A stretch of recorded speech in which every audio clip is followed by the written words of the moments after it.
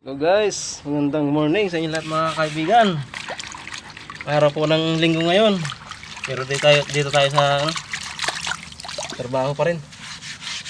Ayan, maglinis po tayo mga idol na kanilang kainan saka tubigan.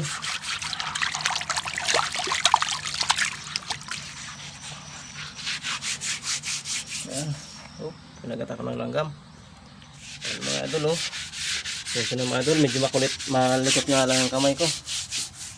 Gumagalaw.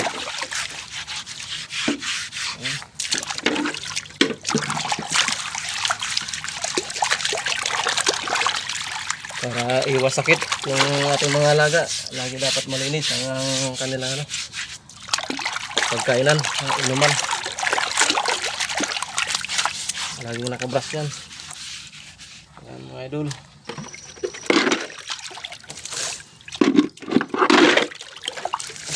May papalitan natin ng panibagong tubig para malinis.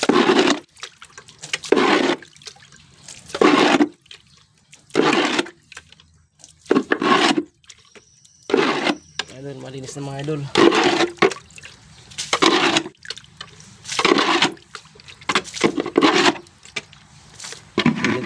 Pwede na to mga idol sa New Zealand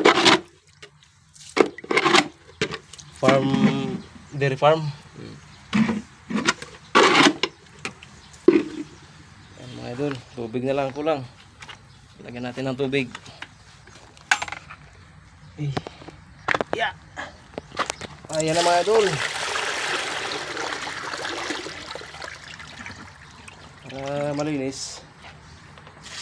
Okay, I'm done mga idol. Tapos nang maglilinis ng kanilang kainan. Ayan po si Pia mga idol. Pia. Ayan po ang alaga namin si Pia. Ano po yan mga idol? Pony horse. Si Pia. Bye bye Pia. Dahil tapos na tayo mga maglinis ng kainan mga idol,